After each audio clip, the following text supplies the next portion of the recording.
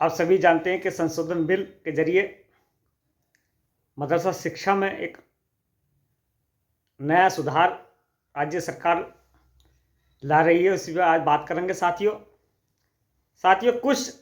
टीचरों के फ़ोन आए थे और वो ये जानना चाह रहे थे कि योजना के संबंधित वो कब तक चलेगी या नहीं चलेगी, उस पर भी आज बात करेंगे। दूसरा एक अहम चीज़, क्या इलाहाबाद हाईकोर्ट के आदेश के बाद राज्य सरकार पैसे देगी या नहीं देगी, इसी महत्वपूर्ण बिंदु पर बात करेंगे। साथियों आज वीडियो में अंत तक बने रहें और जो टीचर चैनल पर नए हैं चैनल को सब्सक्राइब जरूर कर लें। साथियों जैसे कि सभी आप जानते हैं कि योजना का संचालन पूर्णतः बंद हो चुका है, लेकिन मदरसा आधुनिक टीचर्स आज भी अपनी लगातार नियमित सेवाएं देते आ रहे हैं। और ये महत्वपूर्ण है अपने आप में कि योजना का बंद होने के बाद भी आज लगातार टीचर मॉडर्न शिक्षा और बच्चों को समाज की मुख्य धारा से जोड़ने का काम कर रहे हैं। साथियों जैसे कि मैंने पूर्व में ही बताया था और हमारे लखनऊ में कई अधिकारियों के हमने जब बात करी थी, जिस वक्त ये योजना बंद हुई थी राज्य सरकार से और मदरसा बोर्ड का मामला सुप्रीम कोर्ट में चल रहा था, तो उन्होंने एक बात स्पष्ट करी थी साथियों कि जब तक सुप्रीम कोर्ट का आदेश नहीं आ जाता तब तक इसमें कोई भी नई चीज़ नहीं लागू होगी और न नई स्कीम बनेगी। साथियों सुप्रीम कोर्ट का आदेश आया और आदेश एक अपने आप में महत्वपूर्ण आदेश था और उसकी स्टडी सरकार के अधिकारी सरकार तक और उसकी हमने भी स्टडी करी और काफ़ी गहन अध्ययन करने के बाद उस पर चर्चा हुई। उसके बाद हमने फिर फ़ोन किया आला अधिकारियों पर, तो उन्होंने बताया कि सुप्रीम कोर्ट का आदेश मदरसा शिक्षा के फेवर में आया गया है, लेकिन इसमें अब अमेंडमेंट बिल की ज़रूरत है, यानी कि संशोधन एक्ट की ज़रूरत है। और चूंकि मैंने पूर्व में ही बताया था साथियों कि सुप्रीम कोर्ट की गाइडलाइंस है और उसका आदेश है कि मदरसे में रिफॉर्म करने के लिए, उसमें सुधार लाने के लिए अमेंडमेंट की वर्तमान में बहुत अति आवश्यकता है और ज़रूरत है।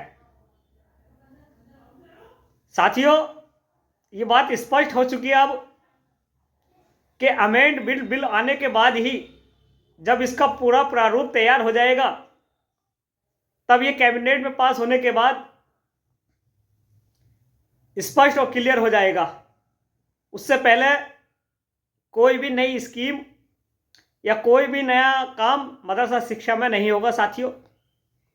और जो लोग ये सोच रहे हैं कि केवल ये अमेंडमेंट कामिल फाजिल के लिए हो रहा है, तो ये उनकी भूल है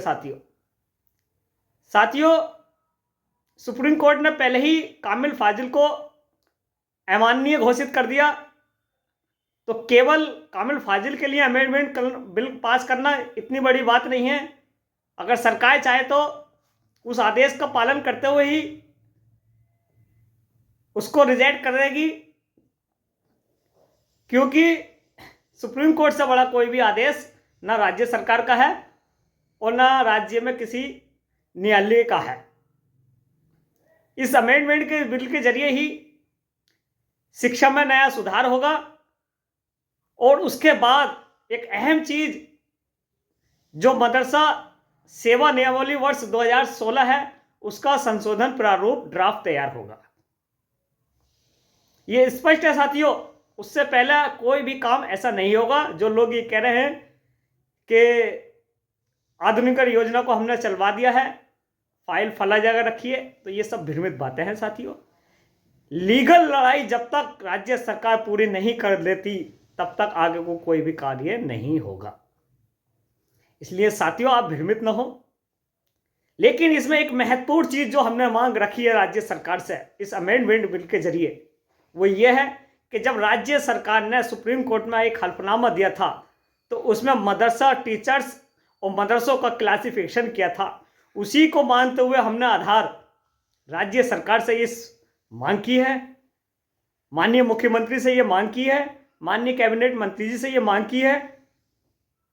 कि इस अमेंडमेंट बिल में, इस संशोधन बिल में जिस तरह से उत्तर प्रदेश के 560 अनुदानित मदरसों का ब्यौरा दिया है, जिस तरह से मान्यता प्राप्त 3800 मदरसों का ब्यौरा दिया था, और जिस तरह से 8000 कुछ मदरसे अस्थायी मान्यता प्राप्त थे जिसमें आधुनिकरण के मदरसे शामिल थे, उनका ब्यौरा सुप्रीम कोर्ट के हलफनामे में दिया था, उसी को आधार मानते हुए इस अमेंडमेंट बिल में राज्य सरकार इसका उल्लेख करे और यह उल्लेख करे कि उत्तर प्रदेश के 8000 कुछ मदरसों में 7442 मदरसे हैं, जिसमें 21,216 टीचर्स कार्यरत थे जो आज भी वर्तमान में अपनी नियमित सेवाएं देते आ रहे हैं। साथियों, अगर इस तरह का उल्लेख इस एक्ट में होगा तो साथियों, जो आने वाला ड्राफ्ट होगा सेवा नियमावली का, तो उसमें हमें महत्वपूर्ण जगह मिलेगी। और मुझे उम्मीद है सरकार से कि अब कोई भी भेदभाव नहीं होगा, सबको एक समान रूप से देखा जाएगा। पाठ्यक्रम की बात करते हुए हमने मांग की है कि 1 से 8 तक का पाठ्यक्रम केवल प्राइमरी और जूनियर स्कूल के आधार पर रखा जाए, ताकि मदरसे में पढ़ने वाला बच्चा उच्च शिक्षा जब प्राप्त करे तो उसके पास फिजिक्स, केमिस्ट्री, मैथ, बायोलॉजी हो। और मुस्लिम समाज का बच्चा भी doctor, engineer, artificial engineer, steno आदि नौकरी पा सके। और साथियों, ये ऐसा होगा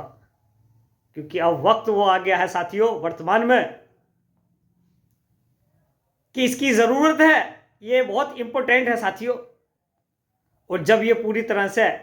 कैबिनेट में रखा जाएगा और सेवा का ड्राफ्ट तैयार होगा, तब आगे की प्रिय मदरसा आधुनिकरण योजना को इसमें शामिल करने का मांग रखे कर राज्य सरकार से इस योजना का स्थायी संचालन किया जाएगा साथियों। और होने भी चाहिए साथियों। जिस तरह से मदरसों में टीचर्स का शोषण हुआ है, वो किसी से छुपा नहीं है साथियों। आप लोगों से मैं विश्वास दिला रहा हूं कि आप किसी भी तरह से भ्रमित ना हो और इस बात को विश्वास रखें कि सरकार आपका काम करेगी और राज्य सरकार इस योजना को चलाएगी ताकि इसके अंदर कोई कमी ना है। साथियों, एक और महत्वपूर्ण बात जो आप लोगों तक बता रहा हूं कि जिसका आदेश हमने पूर्व में ही कराया था इलाहाबाद हाई कोर्ट से, दिसंबर माह में और जनवरी में हम आखिरी फैसला कराने के लिए जा रहे हैं और आपका बकाया मानदेय दिलवाने के लिए जा रहे हैं। और ये पूरे उत्तर प्रदेश के 7442 मदरसा टीचर्स के लिए होगा, किसी एक के लिए नहीं होगा। विश्वास रखें साथियों, आप लोगों से मैं वादा किया था और फिर कह रहा हूं आज भी कि आपका एक एक रुपया राज्य सरकार पर हो या केंद्र सरकार पर हो, इस आदेश के बाद राज्य और केंद्र सरकार दोनों बैठकर देंगी। इसलिए साथियों, आप भ्रमित न हो। 8 जनवरी के बाद ये पूरी तरह से स्पष्ट और क्लियर हो जाएगा कि उन्हें 2 सप्ताह के भीतर मानदेय का बकाया भुगतान किया जाए। आप लोगों से दुआ की दरखास्त है साथियों, भ्रमित न हो और वीडियो को अधिक से अधिक शेयर करें ताकि उत्तर प्रदेश के 7442 मदरसों तक ये बात क्लियर और स्पष्ट हो जाए।